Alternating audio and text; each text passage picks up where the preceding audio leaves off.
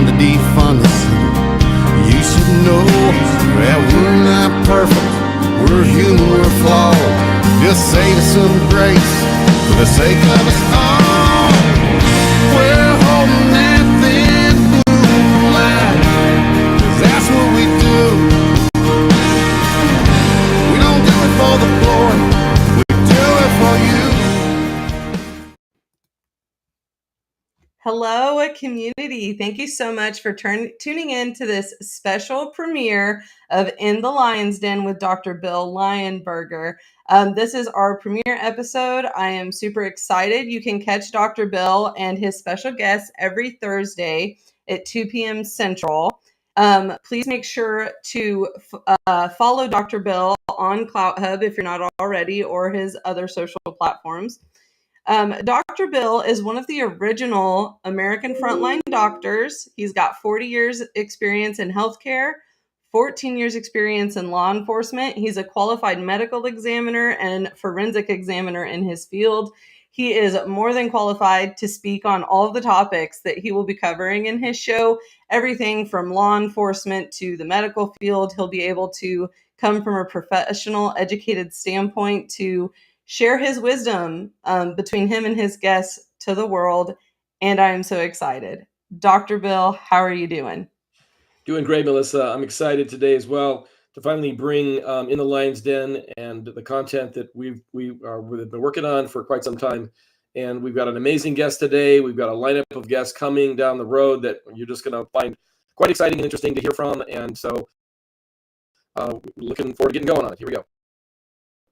Yes, thank you. I will be in the background monitoring for questions. Please, community, make sure to drop comments, like, and share this if you enjoy the content. We want to get Dr. Bill's new show out there. Dr. Bill, the floor is yours. Thank you. So today we've got an amazing guest on our show, and he basically has a background that reads like a who's who in law enforcement and training. I'm going to be introducing Keith Graves, who is a retired police sergeant. Keith has been an officer that worked over 30 years in law enforcement in the Bay Area. He was a California narcotics officer. He was a narcotics detective, supervisor, drug recognition expert, instructor, a teacher of both DRE and drug abuse recognition courses, which is amazing. He's a training sergeant, patrol sergeant. He was a traffic officer 20 years as a SWAT team member and sniper team leader. He's taught thousands of officers around the country and around the world. He's recognized as an international drug expert. He's testified as an expert in court proceedings and drug cases. He is the founder and president of Graves Associate and has a company dedicated to providing drug training to law enforcement and private industry. Let's welcome Keith Graves. Hey, Dr. Bill, thanks for having me on. I got to tell you, it's an honor to be your first guest too. Well, it's good. It's great to have you on. We have a really important set of subjects today that we're going to talk about that are so timely to the environment that we live in, what we're seeing, concerns that we have that are coming, that we're being told are coming. Today we're going to be talking about how to prepare in case of a terrorist attack. That's kind of important. What are we being told by the FBI Chief Wray that basically he's telling Congress that we're looking at the potential coordinated attack on the U.S. And there's all kinds of signals out there that are telling us that we've let in a lot of really dangerous people across the border, we need to have our heads on a swivel and we have to be prepared. Today we're going to talk about existing threats, family preparedness, outside threats, and your expertise in the subject. It's awesome. There is a lot to talk about too. The threat landscape right now. I just did a webinar just earlier today for 600 police officers. Wow. And talking about just the drug threats, just what they need to worry about. I've never seen anything like this even outside the drug world, the terrorism threat, the threats in the homeland. I mean, it's insane. I can't believe it. And people, I tell people, if you were a time traveler from, let's say, 15 years ago, and you arrived today and turned on the news and watched the news, would you not be flipping out thinking like, oh my God, it's coming? But we're like that crab that gets boiled really slowly and doesn't realize what's happening, you know? Well, yeah, and that's a good way to look at it, because I feel like, the legacy news is sort of softening up the public with all of these little sound bites, that are going on. I actually have a few I'd like to share. Our board of chiefs are saying that there's a high number of gotaways which keeps them up at night, right? Well, that's that side going, there's so much going on that I can't hardly sleep because I know what you don't know, right? Retired border agents are saying, look, he feels like he worked his whole entire life for nothing, trying to, protect our borders, and now we have them wide open. It's a shifting playing field. A man on the terror watch list still remains after being released by the Border Patrol. I mean, why are we releasing people on the terror watch list and then letting people know that? Oh, Dr. Bill, it's okay though. He's got a court date in 2025. Right? So he'll be there. Yeah. What did one of those terrorists say? You don't know my name, but you will know my name, right? Yeah. He was on the news. And finally Biden opens up the borders, have created a terror threat that the what ifs, as they put it, are chilling, and the list just goes on and on in terms of the things that we need to be considering, because we have terrorist cells from around the world. We don't have one here, one there. They want to kind of soften us up with a little information about the fact that there may be a thing that happens. The fact is they know we have these cells, and they're just, they're waiting for activation, right? Yep. We so on my one of my channels, Christian Warrior Training, I actually brought on a JTTF agent. So that's Joint Terrorism Task Force. And what Joint Terrorism Task Force groups are is it's not just federal agencies, but it's local too. And this JTTF agent, I had to hide his face and I had to hide his voice because the FBI would come after him for speaking the truth. And he came on because I've been talking a lot about the threat of Hezbollah to American churches and how our churches are ripe for attack. And he surmised he actually worked Hezbollah in a certain part of the country. And he told me that there are no less than 30,000 Hezbollah operatives in the United States right now. And we know that when we know they can be activated any time, but what everybody understands working JTTF is that those 30,000 Hezbollah agents will get activated if we go to war with Iran. If we start dropping bombs on Iran, I think that's why the United States is holding off, because they know that the minute we start dropping bombs on Iran, those terror cells are going to be activated and they're going to wreak havoc on our infrastructure, on our churches.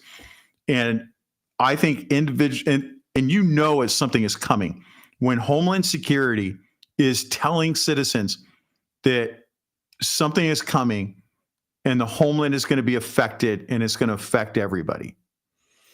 Well, we both come from the law enforcement background, and the first responders in that kind of situation will be the ones that are responding. We're not going to have the military spun up immediately. We'll be the ones basically going out and dealing with that threat. 30,000 may not seem like a lot, but when you carefully place that in places with, high visibility, high accountability in terms of, damage and injury, it's going to be overwhelming if and when they are able to launch that.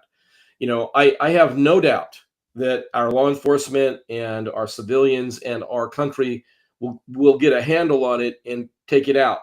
But the damage that it could cause along the way is probably something people wouldn't even begin to, understand how critical and large that could be, Oh yeah, I fully expect too that if, let's say, we were to start having military action with Iran, where we're actually shooting each other back and forth, that we're going to get cybered pretty hard. Mm-hmm. And that, there was so I was privy to a exercise done by a national electrical provider providing, electricity for homes. And they had a large portion of the country. And they did an exercise where they got cyber attacked. And from everything getting shut down in the cyber attack, in the exercise, they found it would take 2 weeks to turn the electricity back on. But that's if it was it'll be a cold start. And that's if everybody's sitting at their desk. Now, one of the operators of the exercise said, hey, nobody's going to be sitting at their desk. This is going to happen in the middle of the night, or, the lights are going to go off. Terrorism's going to start because we know that's when the cells are going to start going. And then you're talking about a guy that has to come in from home that is seeing all these massive attacks. Now he's going to leave his family to come turn the lights back on. He's probably not going to show up to work. He's probably going to, so that 2 weeks is like if everything is perfect and you're looking through rose-colored sunglasses to start that back up. And me and you know that after 24 hours of the lights being off, that's when the bad stuff is going to happen in bigger cities, right? Yeah. And you're talking about 2 weeks. Like that 3 days that the government says, have 3 days of food and water. You could better have more than that, because when you're talking about lights coming off plus coordinated attacks and like 30,000, I served in the Army. 30,000 is about a division. Could you imagine a division of Iranians in our country right now, not including the Chinese special forces that we know have crossed? That's public information. Everybody knows that we have Chinese special forces that have crossed into the United States. What happens when they get involved too? I mean, they're not going to go do the active shooter events. They're going to go destroy power plants so they can't start back up. They're going to destroy nuclear facilities and so on. No, so I say, look, man, we're saying we've got basically a division of Iranians in the United States, Chinese special forces. We know that we are coming close to a near peer fight, plus a fight with Iran. And we have our own internal threats on top of that. What are you doing to be prepared right now? But we're in for a lot of heartache in the country. Right. And most people haven't even begun to think about that. It's almost like, it's never happened. I'm just going to run my normal routine and hope for the best. Hope is not a good plan, right? Nope. Hoping for the best is really a terrible plan because the big cities and the cities themselves are initially, have a bigger problem because they don't have the support elements when things go down and things shut off and the water stops and electricity stops, and that means no fuel. How far can they go? A tank's worth, half a tank's worth, or less? They're down to walking, riding their bicycle, and and when those stores don't work, what do you have for stores at home? And then then you're dealing with the bad elements of society that decide to then go loot and all the rest of it. So that's total anarchy for a while, potentially. Oh yeah. And think about it. Like if the lights do get shut off and they're going to be off for let's say even a week, but we know it's going to be 2 weeks or more, right? You got to you got to do a study of the area that you live in to see what threats are around you, right? So for me, so I'm in Idaho and I'm near the border of Oregon. Where I'm at, I have 3 prisons. I've got one in Oregon that's within 40, 50 miles. And then I've got 2 here in Idaho, and they all carry the state's most serious offenders. Somebody is going to let them out of prison because the prisons they won't get food to feed them. The electricity, the doors won't open. There's a lot of stuff. And there are people that have come out and said, when the lights come off, we're going to let everybody out. And when that happens, that's going to flood your community. I also have the largest population of Somali immigrants outside of Michigan. Wow. Right here in Idaho. And so we're looking at how many al-Shabaab came in with those Somalis. Yeah, right. I can tell you there's more than a few. And those people also have experience fighting. I mean, you have to look at that area look at what are those threats? What's going to happen to me? What am I going to do? So not to get into my plan, but we know that when these certain indicators happen, lights are off, phones don't work, problems ahead, everybody load up, get your load out. And then they're coming to my house because mine's the most defensible. And then I have an entire team here and we've got sleep cycles set up with shifts. We got perimeter defense set up. We've got, food to last us a certain amount of time. We also, the most important part is to have charity food, right? Because people are going to come and they're going to ask for food. And a lot of people are like, well, I'm just going to have the biggest gun and I'm just going to take what I need. Oh, man, that's stupid. You're going to get shot, right? You know, you're going to get shot. You're going to die. And, That's not a good plan. you know, and look, you know, and that's not because I'm a cop. Like, look, I'm a Christian, and you know, you live by the sword, you die by the sword. That is not a plan. It's killing other people. And when the lights come on, there's going to be a reckoning, and people are going to be held accountable for the bad things they did. You know, so you want to live the good life, right? Give a little bit, have like 10% is a good number of whatever you have is available for charity. You give it to them, and then you've now gained a friend, right? Same thing. I have charity guns, charity ammo, because I know there's a few neighbors within a distance that don't have weapons, and that's fine. I will give it to them. I'll train them, and now I've expanded my defense perimeter a little bit more. You know, and you have to be thinking about these things. We live in the country too, and our preparedness is, you know, different than if we were in the city on some level. But you know, also being aware of your neighbors and their resources, because if, you know, they're resource strong in some areas, maybe not in others, maybe, you know, you put together a collective and you open the discussion with people, because those are going to be the people at your doorstep and the ones trying to defend the neighborhood and support the neighborhood, really, if, you know, this thing is enabled. Remember, like you're saying, we have terrorists. I mean, we have terrorists coming across the border from all around the world, and they're emptying out their jails in South America to come here. So not only will we have those people out of jail, you know, now we'll have our own people out of jail, and so there's a lot of possibility for lots of acrimony and bad things to happen. But there's a lot of things that aren't that hard to do to put basic preparedness together, because, you know, the government doesn't want to typically give you a signal till it's late in the game. And we're getting signals now, and that's an indicator it's late in the game, because they don't give us much information up front. So, you know, maybe we touch on some of the things that the families can do. There's things that we were taught as, you know, academy students that we've carried on into our professional lives. And, you know, there's a lot that we can talk about in terms of preparedness. So we've always had a family plan, mainly because I'll give you an example. You know, I worked narcotics most of my career. I'd walk into a store, and then there's a guy that I'm buying drugs from in an active investigation, and he doesn't know, you know, that I'm a cop, that I'm married, and my wife knows. I'll tap her, you know, like I've got a little tap. If I do a little tap and then walk the other direction, she knows that she's not supposed to leave with me. And she's supposed to finish up whatever she's supposed to do and get the hell out of the store, and leave. And then I will call her later for a pickup. And I've actually had to do that a couple of times in real life, right? Those little things, like, I know people are like, well, I don't work undercover, right? But there are things that where you realize, like, you work out that plan with your family, like, there is danger here. I see it. I have good situational awareness, better than my family.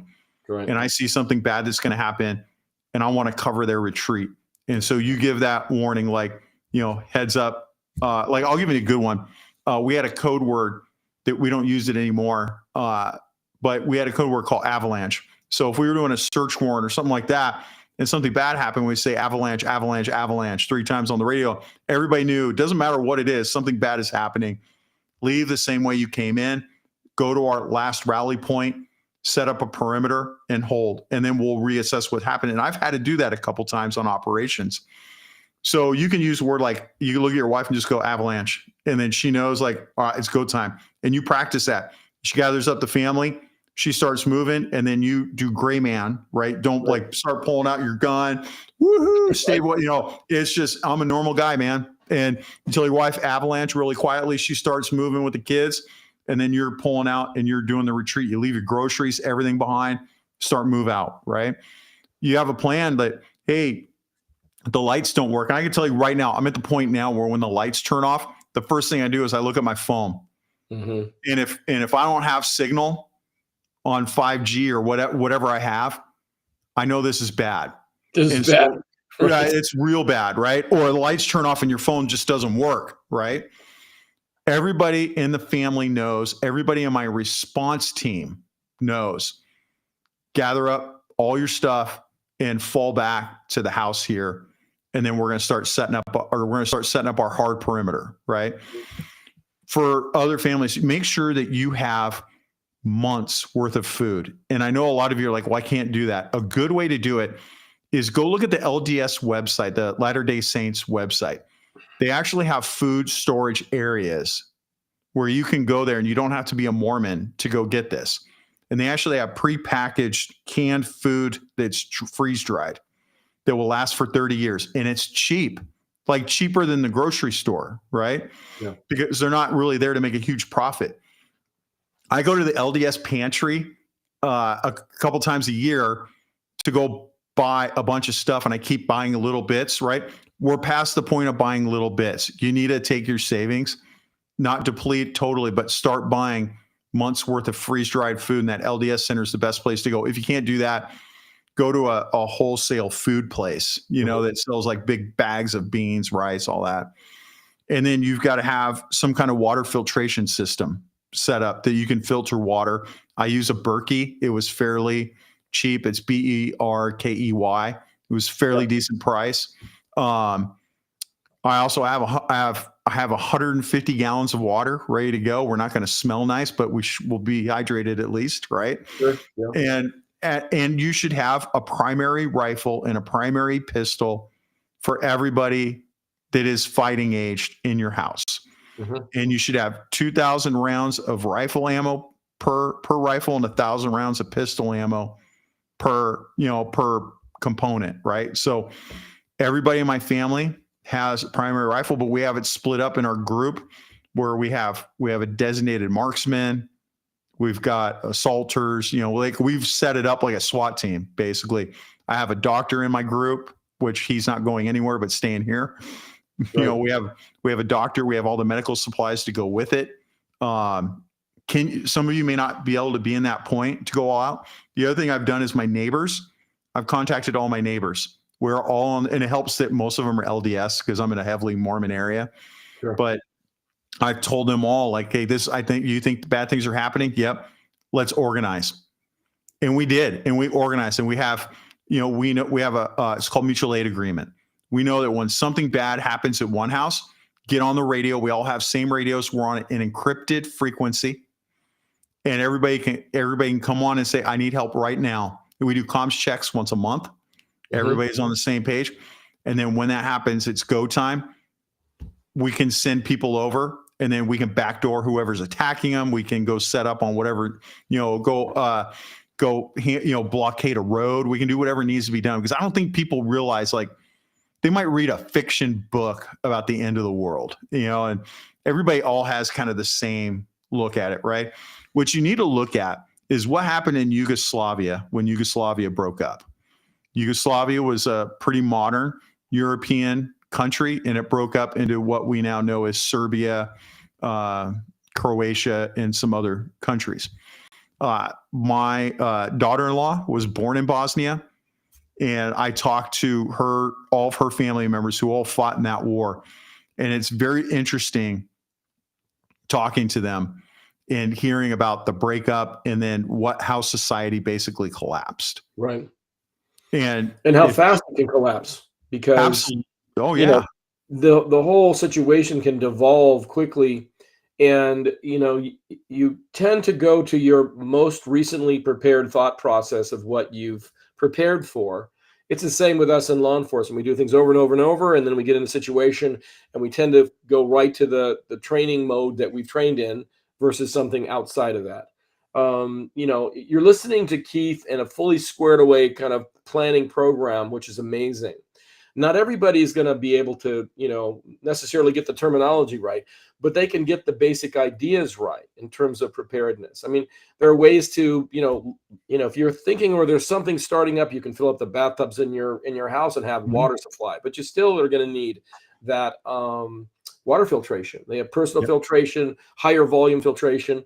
That'll only carry you so far, but you've got to have a plan to figure out how you get more water, because without water in a short amount of time, things go bad quickly. The ABCs of what to carry and situational awareness, a 3-day go bag, those kinds of things maybe you can hit on.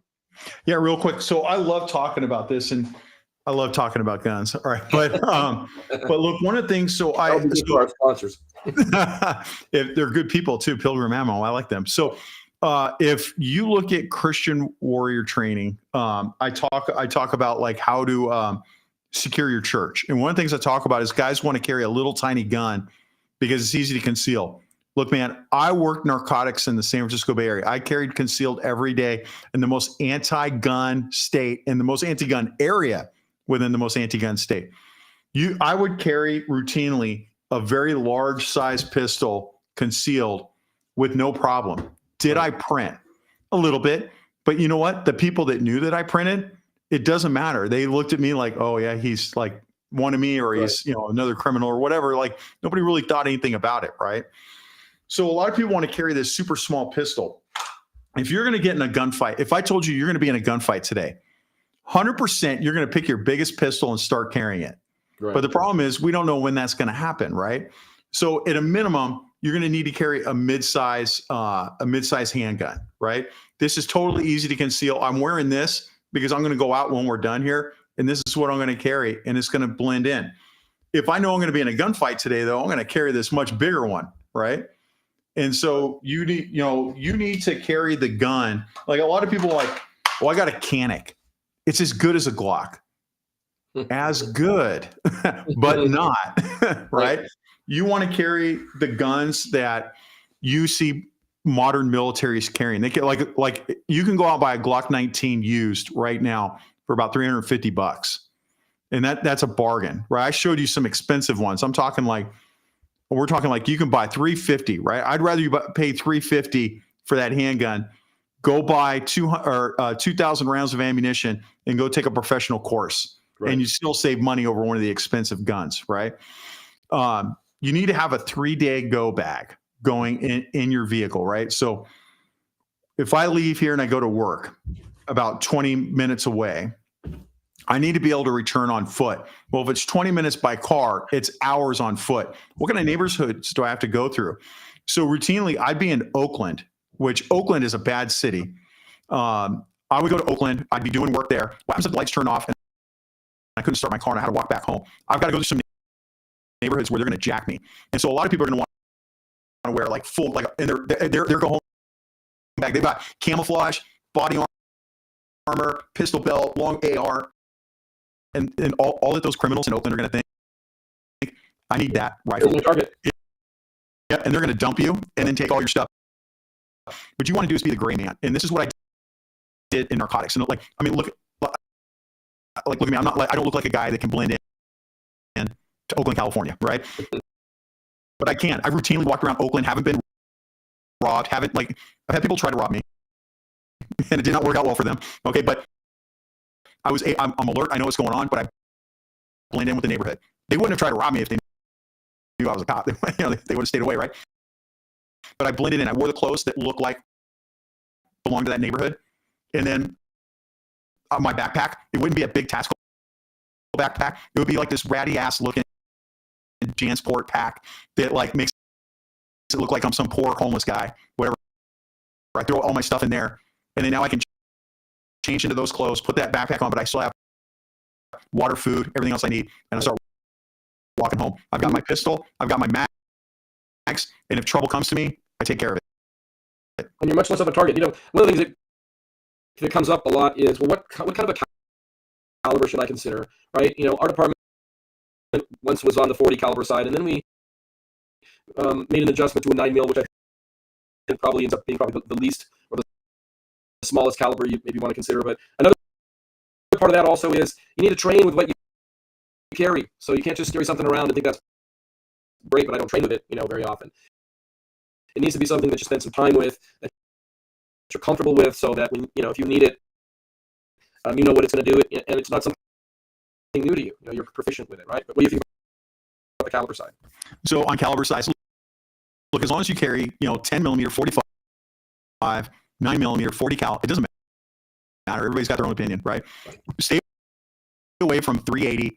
Stay away from, I don't want to say stay away from, like, my wife has a hard time with all the other calibers. So like 380, she can drill anything with her 380. That's fine. That works for you. But like, you need a minimum medium-sized handgun in 9mm, 45, 40 cal, or 10 millimeter. Right. And any of those are going to work fine. Now, look, 9 millimeter. I'm a fan of 9 millimeter. I was never happy when we went to 40 cal. I use 9 millimeter because, look, I mean, with this one, I'm carrying 17 rounds plus one in the pipe. I've got a mag extension. I'm carrying 22 rounds. Right, my everyday travel gun, it's got 16 plus one in the pipe. Right, so I can carry more ammo. That the recoil's nothing. And here's the other thing: I've seen a few officer involved shootings, but I do look at the data on all of the officer involved shootings.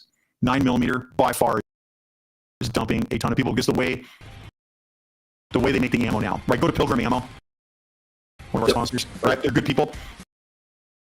They're by their good self-defense ammo, and that's going to expand to the size of a 45, but it's going the speed of a 9. But it doesn't. But again, the 9. I know there's gonna be like somebody down there. Everybody's getting an argument about caliber, right? It's talking about, do you like Chevy or Dodge, right? And each one has a benefit over the other, right? Like 45. If I want to be quiet, 45 is natural. Is a great subsonic round. I've got a 45 PCC with a silencer on it, and I think super quiet. And I've got that for specific instances if I need it, right? So in like 10 millimeter, when I go into the backwoods, I'm worried about bears. I bring a 10 millimeter with me. Like every cartridge, could I do it with a 9? Of course I can, but the 10 is going to be better for that particular operation I'm going on. So you just need to figure out what your ops are and then work around that. Right. Here's another thought too. If and when the grid is affected, or we end up with 3 or however many days that we could be in this potential problem, there are other things to consider. Having the weapon standing behind and available if that kind of situation were to come about, it's not necessarily the main situation you're dealing with. You may be dealing with something that you can work with within your neighborhood that helps the neighborhood, and maybe you're also helping law enforcement, because we're all going to be out there basically doing our best to try to protect our citizens, get systems up and working, helping to move traffic, helping people find a way to move around. There's going to be all of that kind of thing in the middle of something that could be very complicated, and you might find yourself in a position where the officer says, "Hey, can you help me with this situation here?" And your help may be in a different direction than just, I'm coming home and I'm going to protect my family. Well, that's got to be your primary goal, but it may not be also what rolls out. So you have to think about other possible scenarios, because there's going to be a lot of first responders in every regard. Everybody's going to get a note on their phone: "You're coming to work now, and you're going to be here till we tell you you're leaving," because that's kind of how that's going to roll. Working in law enforcement, it may be 10 to 12-hour shifts, but when we're on something, I've been on cases where I started yesterday and I'm still on it today. Okay. Because I need to be on it today. And it's not, we're not necessarily on the same clock when there's an emergency situation, right? So you bring up a good point about helping out law enforcement and others. It's called posse comitatus. And most states have a law with posse comitatus where you can just tell somebody, "Hey, I need your help. Come help me." Right. Like, think old school posse. And they can't refuse. They have to help you, right? Like, it's for some states, it's an arrestable offense, right? Now, nobody's ever refused, but I have had times, like I remember fighting with a guy, and I remember this garbage truck guy, he stopped and he looked, and you could tell he's like, "Put me in, coach." Right. Yeah, and we're a guy on meth, right? And we're all around. And I'm like, "Hey, get down here and give me a hand." And he's like, "Heck yeah." And he jumps out with a tire iron. And he's like, "Can I use this?" I'm like, "Yes, come down, help me. I'm in trouble." Right. And then the suspect saw it and he's like, whoa, call the guy off. I'm like, "Nope." I'm like, "You give up now or he's going to start whacking you." And he gave up. Right. But I also remember for myself, very recently, I do roll around in my truck with that rifle you see behind me and full kit. Helmet, body armor, everything else, because because I'm in an area where there's not a lot of police, right? While I was traveling to go do a police officer training, and I was in deep dark part of this state, out in the middle of nowhere, and I saw a patrol car, and I saw no cop, and for you that makes your stomach sink. You're like, "There's no cop here," right? And there, he was, it was a car stop. You can see the car, but there's like nobody. So I immediately, pull out my gun, start pulling over, and I look and I can see this cop in this field, and he's got his rifle and he's kind of waiting. So I roll up a little bit. I'm like, hey, do you need help? Yeah. And he goes, yes. And I'm like, all right. And so I yell out, hey, I'm a retired cop. I got kicked. And you need that kind of help? And he goes, absolutely. And I'm like, all right. So I put on my plate carrier rifle, put my helmet on, came out and I said, I'm coming to you. And I come up and he's like, dang, I was better off than he was. I'm like, yeah, I was just 20-year SWAT guy, bro. Sorry. Right. He's like, hey, perfect. This guy, he's a wanted felon, wanted for a shooting. He just fled into the desert. And there was some like scrub brushing hide. And I'm like, well, you want to start looking for him now? Let's do it. And he's like, yeah, let's go. And so we started clearing and we found him. Right. And the guy immediately gave up. Right. And then, but that officer, I mean, I'm not going to drive by and let him with this guy wanted for a shooting. Turns out his cover was driving code 3, which is for everybody's red lights and sirens. His cover is red lights and sirens, 45 minutes away. That's the closest unit. And he was going to wait 45 minutes till somebody got there in a Mexican standoff. It's a standard operating procedure for those of us in law enforcement. We, whether we're on or we're off, we roll by somebody, it's a night, whenever, and we notice they're alone, we'll slow down, make sure that they understand. We'll give them a sign and let it, that they know that we're in law enforcement, you need help, that kind of thing. But let's touch a little bit on, law enforcement right now is in a different world, whether they're getting all the signs that some of us are getting or not. Some of it's coming to the department. Some of them are not as prepared as I think that they could or should be, because we have a much more dangerous world, especially with stop and approach. That means when we pull somebody over, and for whatever reason it might be, now we may have to contend with a whole other list of bad guys that we hadn't necessarily had to contend with before. Maybe you can touch on that. So are you talking about like what kind of new bad people we have coming into the country now? And the additional threat that law enforcement's dealing with now. So the public really knows. Yeah, for sure. So one of the biggest problems we do have these gangs from Venezuela. So think MS-13. Everybody knows MS-13, right? They've all heard it. But there's new gangs coming out of Venezuela that are as bad or worse, right? And they have military training on top of that. And they're coming here. And then you've got the individual gangs that are becoming more sophisticated and are getting better armed than law enforcement is. The other problem is they're taking tactical training away from law enforcement for the most part. In a lot of places, it depends on where you work, right? But if you're in an urban area, law enforcement is getting their tactical training taken away from them and replaced by what I call they-them training. And it's like proper pronoun usage. Your own bias is keeping you from being an effective police officer. So, or my best one, restorative justice. You get a black guy and a white guy that are walking across the street and they jaywalk. It's okay to write the white guy a ticket, but the black guy you shouldn't write a ticket for. It's called restorative justice. It's that, it's like critical race theory for cops, right? Well, it's another piece of OODA loop we don't need. We don't need to be having to think about other things besides what we really need to have our minds on, but yet we do. Years ago, I had an organization, company that was in the flight business, and one of our flight instructors was ex-military, West Point, that kind of thing, and he got us an intro with the Border Patrol because they were having trouble getting enough flight capability on the border, believe it or not. They were having a task on the southern border. They were having to task helicopters all as far away as San Francisco. Yeah, it was tough for them to get enough flight assets. And I was in a meeting with them to talk about our flight capabilities. And we were on this big long table. There must have been 14, 15 of us there. And the guy walked in with a big box and he dumped it over on this big table.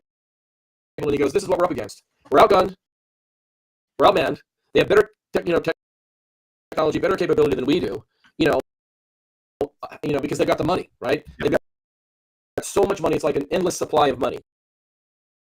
And now that we have opened up our borders, with the fentanyl and with the drug running and with the smuggling and all of those things, the money flow is probably through the roof. So their technology is much greater than it was then, and they have operational control.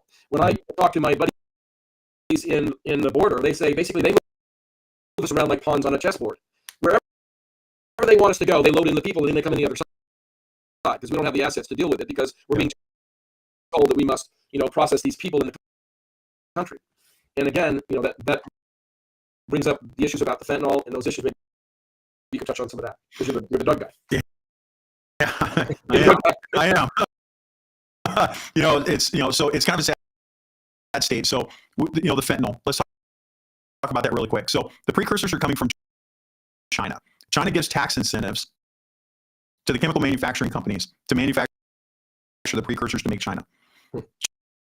China will only allow them to sell them to two entities: Sinaloa cartel and the New Jalisco Generation cartel. Not to any government, not to any country, not in their own country. They'll get the death penalty for that. But we'll give you tax incentives to sell it to CJ&G and Sinaloa cartel. And so they ship it across the Pacific Ocean to Mexico. And a dude that didn't even graduate 8th grade takes 3 of these precursors, and I'm oversimplifying it, but not too much. Basically, because I don't want it to be a how-to class. You take these 3 chemicals, mix it together, and you've got fentanyl 24 hours later. And then you ship it across the border, which the border is just wide open. I don't, if nobody's been down there, I remember working drug cases where we would put a tracker on a mule's car. We know this guy is going to go down and meet with the Sinaloa cartel. I'd put a tracker on. I would watch him go across the border. I would see him sit around there, and then we would be down there and pop a drone up, and then watch them make the change, and then drive right across the border, and not through a port of entry. Come right back across the border, and then drive on up, and then we would stop them up in Northern California, But it's wide open. There's nothing stopping them. And we got to talk about China. A lot of people are like, well, why is China doing this? Because we're screwing with them too. It's called gray war. It's gray zone warfare, right? And so we're in this gray. We're not kinetic. We're not shooting each other. We're in like this really dirty area, right? But they're killing 100,000 of our citizens every year with this poison. And on top of that, how many hundreds of thousands, if not millions, are addicted to fentanyl on top of that? They have destroyed an entire generation of military-aged males, which, think about a draft right now. If we have a near-peer conflict, you're going to have to do a draft. Who is there to draft in that age group, in that 18 to 22 age range? They don't know what gender they are, or they're smoking fentanyl every day, right? Sure. Even the marijuana grows. Your indoor marijuana grows that are illegal in the United States are run by the Chinese. What's up? I figured this was the time for me to come in when you guys start talking about the draft, because, man, I'm really passionate about that with women's equality that we fought for so bad. We'll see if the same people who have been out there protesting for women's rights and, we need equality, really like equality when they're the ones being drafted, right? It's funny, real quick about the draft. They brought women into the draft a couple years ago, and everybody made a big deal about it. My daughter had to do the draft. People don't realize they took that out. They did? Yes, they took it out. And I'm telling you, talk about indicators of war coming up. Taking the women out of the draft, because if our drafting women, they start dying, people are going to be mad. Right? And I'm telling you, when they took them out, I'm like, women's equality until there's a war. Right. Yeah, what we're seeing now also, we're seeing, they're coming back and saying, well, if you've actually retired, we'd like to bring you back. If you're older, that's okay, we'll take you back. And they put on the side, well, we still have to get you through basic, but it may be adjusted basic for you. But we really need those that have been retired, or maybe they were kicked out because they didn't take the jab. Right? Mm-hmm. Anyway, you're seeing that now. I've never seen that before, right? You're seeing it in print, and you're seeing it in the news, etc. Yeah. They managed to weed out a good chunk of the military from those who just don't bow and say yes, master.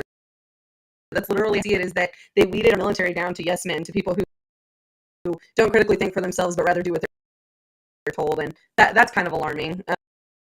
In my personal opinion, just seeing this unfold. Yeah. There are, I call it, like, one of the things that we have with cops, when they call a pre-tac indicator, indicators that people do before they attack you, and you should be able to foresee that and then take action. Right. Like, I don't want to call it a pre-attack indicator, but we have pre-indicators that are telling us that bad things are happening. Right. Yeah. And people need to take those indicators seriously. Mm-hmm. Anybody who hasn't been paying attention at all should know that. And the movement of military around the country. You know, there's a lot more videotape of people, you know, watching and seeing movement from the UN to, heavy equipment. You know, someone say, it's just the usual program. I'm like, really? Like, like 3,000 tanks? I mean, I don't know. It just appears like there's more preparedness going on, and there should be. Yep. Well, look at New York City, where they're putting out ads, what to do in case of a nuclear attack. I mean, it's all worthless information. Are we doing the duck and cover stuff again? That's the duck and cover under the desk. Yeah. But it's not even like what they're saying. It's like you're sending the people to die. Like, give them something useful, to help themselves. But then putting it up to let people know. They're telling you, right? They're prepping you. And, are you paying attention to that? Because they wouldn't put that out if they didn't think that was a possibility. Right. That kind of segues me into Dr. Bill's next guest that he'll be having on next week is Philip Tapino. He actually is the CEO and founder of Loft in Florida, which is the family survival training camp.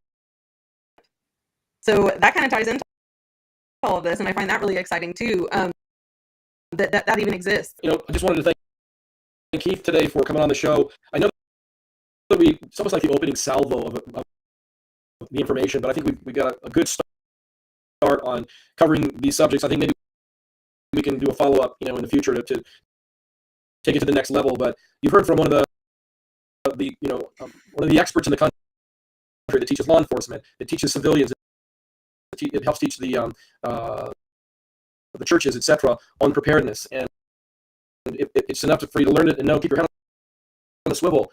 Be aware of your surroundings, stay out of condition white. Be aware all the time, and you'll be much more prepared for it, and you'll do better for it. So thank you for joining us also today on In the Lion's Den, and we look forward to bringing you more. Thank you. And if you guys are interested in becoming a possible client for Dr. Bill, if you scan these QR codes down here, you are able to schedule a free consultation and get information on vaccine exemptions while also signing up for an appointment. You can visit frontlinehealthadvocates.com to do this as well. Awesome. Thanks for having me. I appreciate it. Yes, thank you so much. God bless everybody. Thank you. All right, take care.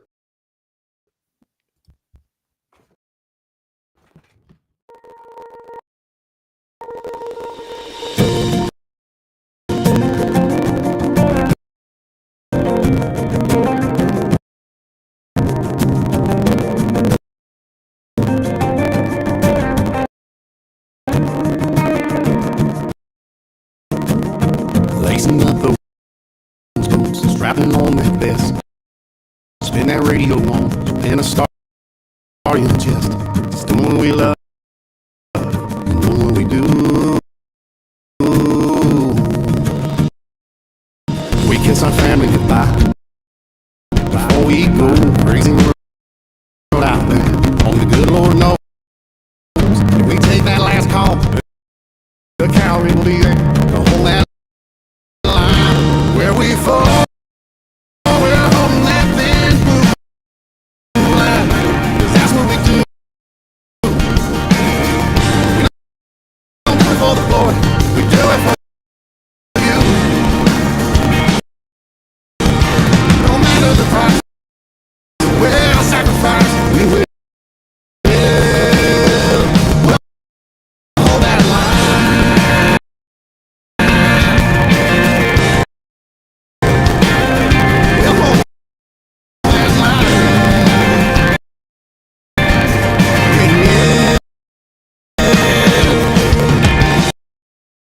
Love us or hate us, we'll always be there, no matter the call, anytime and where. Just do what we love, yeah, do what we do. Blue lights and sounds, yeah, it's time to go. No time to defund us.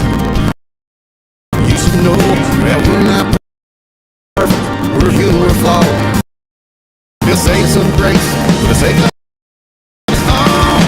We're holding that thin blue line. 'Cause that's what we do. We don't do it for the Lord, we do it for you.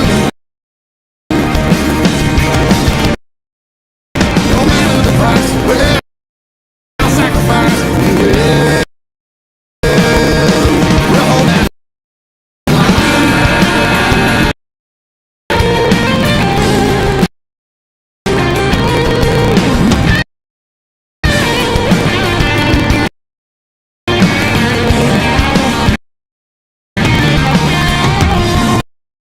We're holding that thin blue line. That's what we do. We don't do it for the glory. We do it for you. We're holding that thin blue line. That's what we do. We don't do it for the glory. We do it for you. No matter the price, we'll